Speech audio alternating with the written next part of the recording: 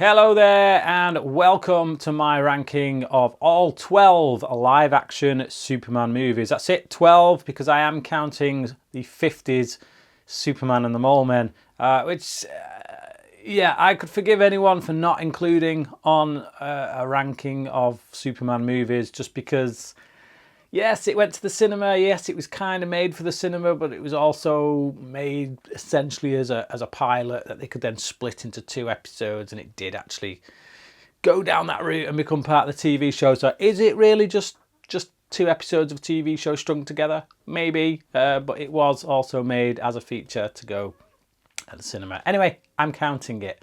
I've got other reasons for doing so as well, which I'd like to go into in just a moment, but we'll get into those. I am also featuring the various cuts of different films. That is the Richard Donner cut of Superman 2 and obviously the Justice League version of Zack Snyder's Justice League. But yeah, so they are on here as well. So 12 movies ranked in order of preference, starting with my least favourite, working my way to my favourite. This is my list, not your list.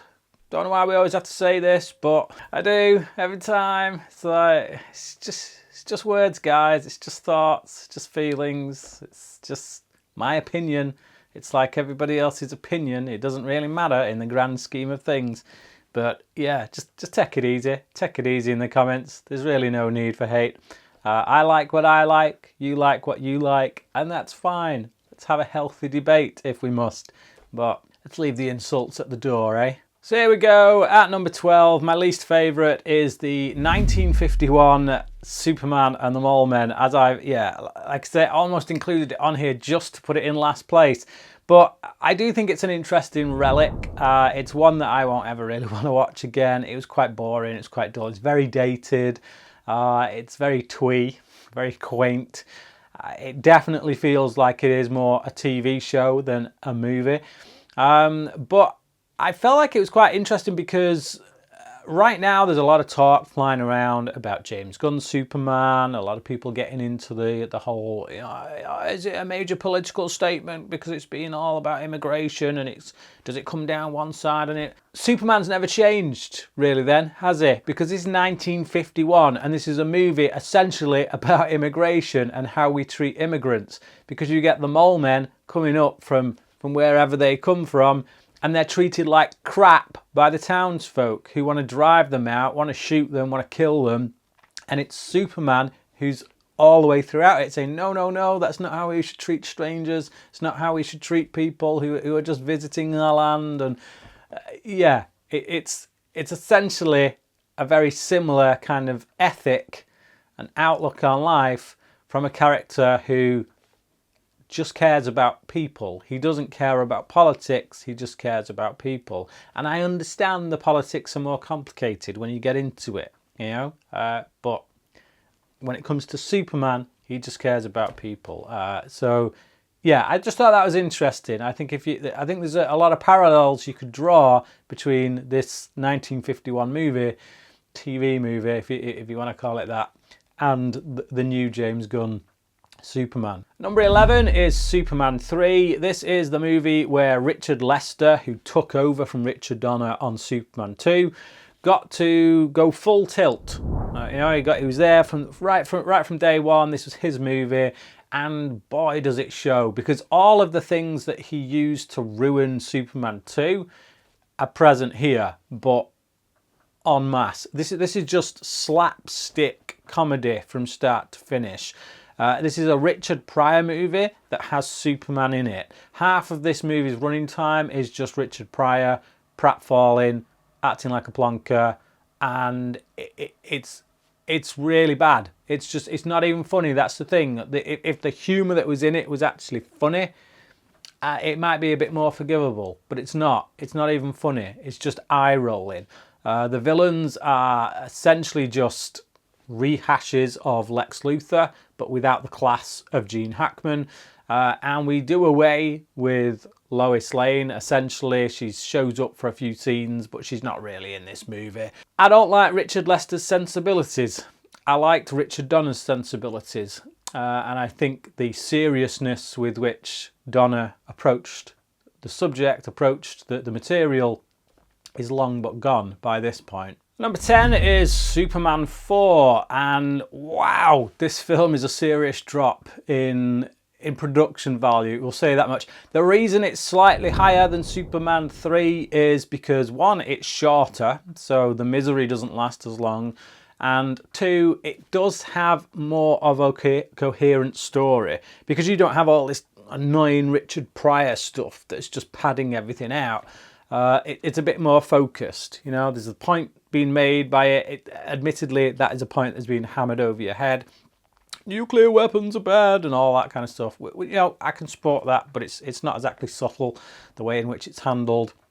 And the idea behind it of Lex Luthor creating this, you know, clone of Superman, essentially, a variation on that the whole Bizarro kind of story. And, you know, he's a superpowered being that has to go up against Superman and they fight. And it's like, yeah, okay, it's a really simplistic story that as a kid, just that did it for me. And as a kid, I didn't see the joins. I didn't see the terrible thing the terrible work that connected the scenes together, and how actually there's not a right lot of connective tissue, to be honest. It's just one scene plodding on after another. But yeah, it's a bit more focused than 3. It's mercifully shorter, but it would have been helped had it had the budget of 3. Now, Superman 3 didn't have the massive budget, but compared to this, it definitely had some money behind it. I think that money would have been better put into this story, this film, and just, yeah, improving on the special effects, making a few things better. But alas, it was not to be. This was just the last ditch effort of the Soul Kinds to try and grub whatever little bit money they could get left out of the franchise, and it shows. It shows. There's no passion here. It doesn't look like there's any passion at any rate, except from maybe Christopher Reeve, who had a stake in the story. This was his story, but he's sadly let down by a production that just doesn't have the money to put his ideas on screen. Number 9 is Justice League, and I'm sure many people will remind me of the fact that I gave this a 5-star review. I was high on something that day, it can only be said. This is one of those films that the more you watch, the worse it gets. I can have some enjoyment with scenes in it, like there are scenes in it where, because they're essentially just what Snyder had shot, and kind of, I get it, I can see what they're doing with them, and the nice breezy bits of action with superheroes that I really like. And so yeah, it has its little moments where I'm like, that's entertaining. But once you've seen the Snyder cut and you see how those scenes play out in their original context, you look at this and all you can see is this choppily edited, again, like with Richard Lester, just shoehorning this humour in where it didn't need to be, because comic book movies have got to be fun, and by fun we mean funny, and it's just, and the two are not the same thing. I'm sorry, just throwing gags into something doesn't make it fun, and in this case it doesn't make it funny, because once again, as with Richard Lester, the humour just isn't that humorous. It just feels like really wedged in there in a place where it doesn't need to be.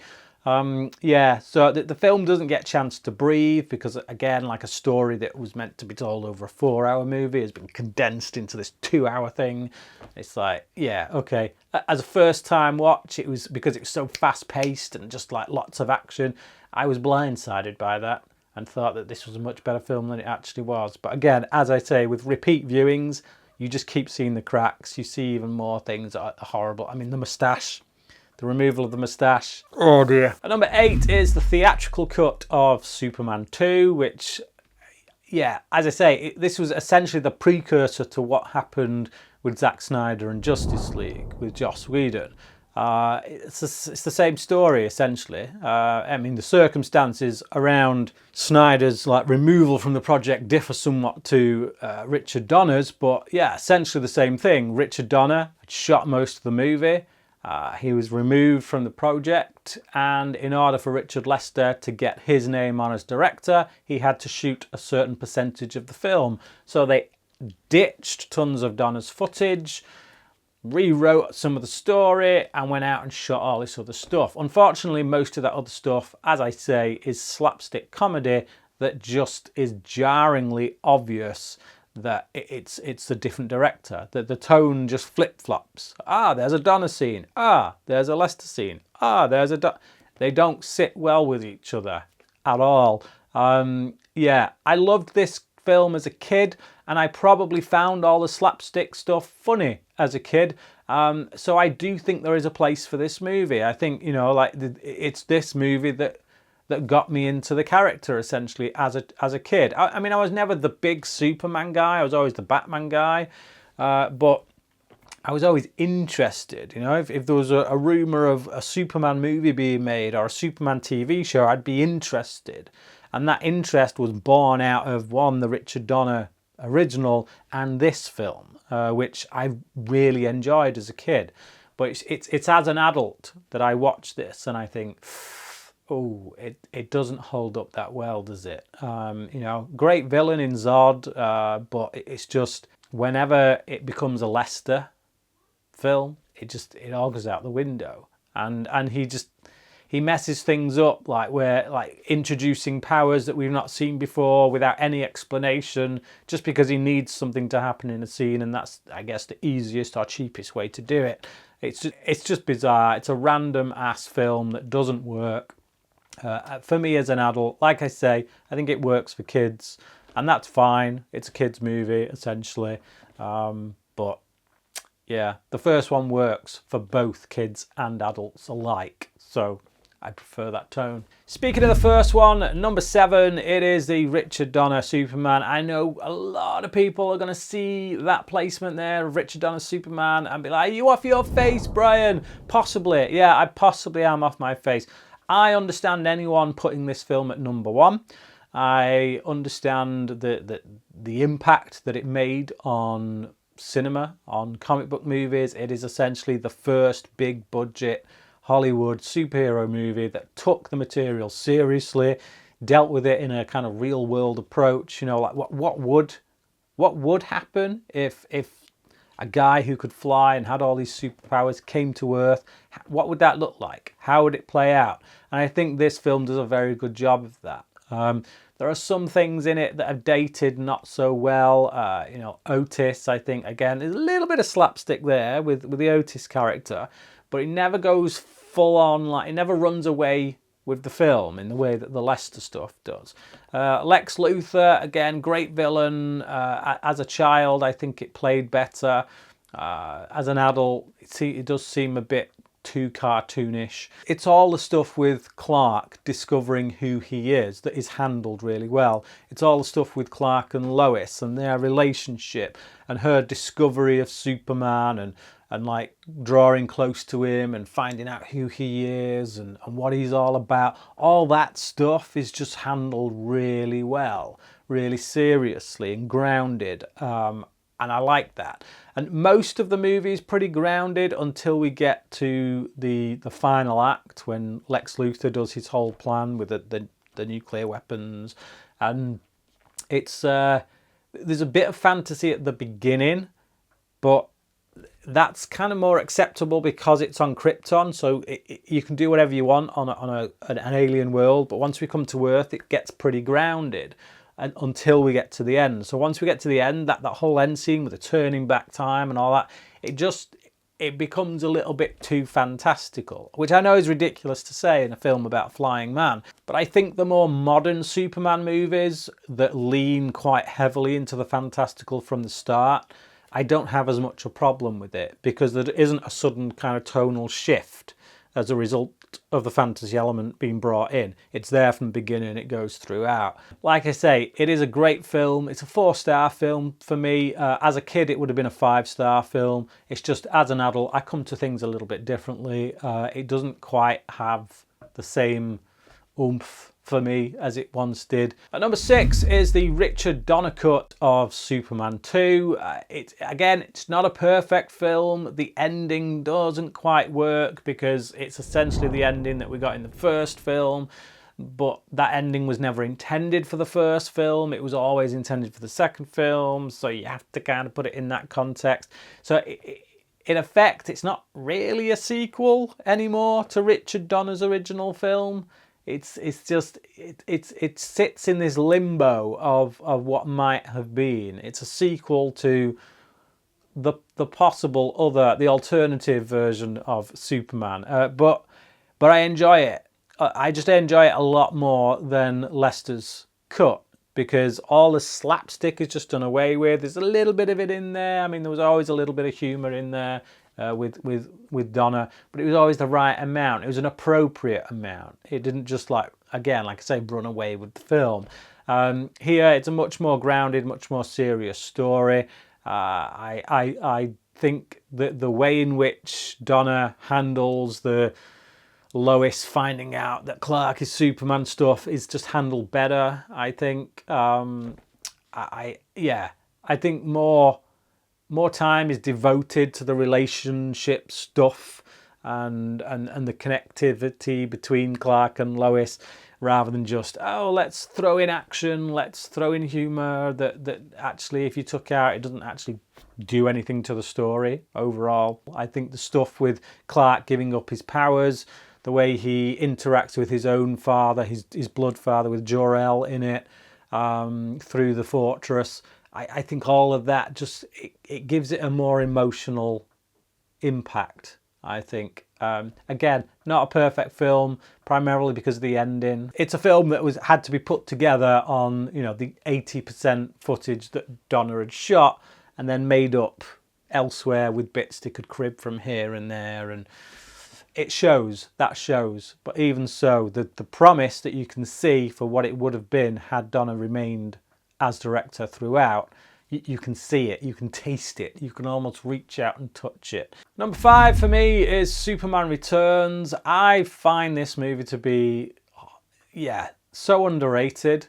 I loved it. I loved it when it first came out.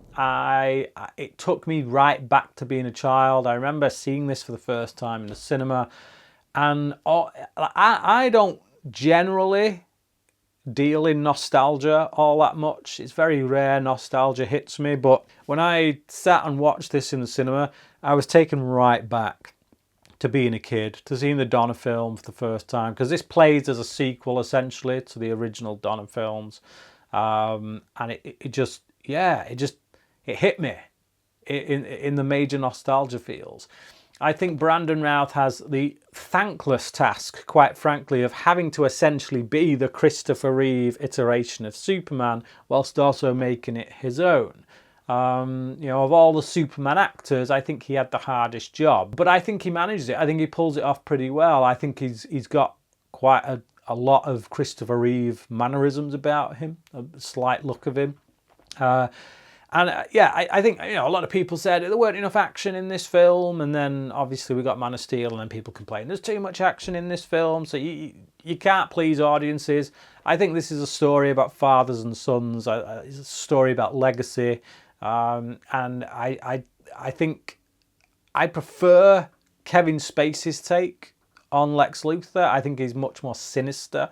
He's still got that comic edge that Hackman had, but there's a darkness there that makes you kind of think, don't mess with this guy, because he's a few fruits short of a basket. That's for sure. With the special effects, the modern special effects, the modern filmmaking techniques applied to the aesthetic of a Donna film, I just think it works for me. I know it doesn't for a lot of people, but for me, it does. It always has. Number 4 is James Gunn's Superman. I've only seen this once so far. It does have the potential to rise or fall, but I had a blast with this. It's the first 12 rated movie that I took one of my kids to see at the cinema. She loved it. She absolutely got a kick out of it. If you want to see my review for the film, I have just posted that. I have posted reviews for most of these films, all of these films, with the exception of Superman and the Mole Men. So if you want to know my in-depth thoughts on any of them, do look for those reviews on my channel. But yeah, I really enjoyed this. I think you can get bogged down by whatever political angle that Gunn might be coming from, but I think you just have to ask the question, is he being honest with the character? I think Superman wouldn't get hung up on politics. He just sees people and he'll try and help them wherever he can.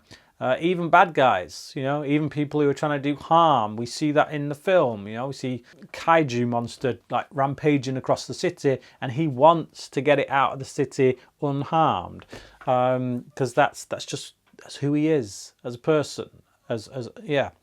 So to me, you can get hung up on the politics, or you can enjoy the ride and think, well, is this true to Superman? I think it is. Number 3 is Zack Snyder's Justice League. So my number 3 and my number 2, that any given day, I don't know, it's that really they're both at number 2. But Zack Snyder's Justice League, I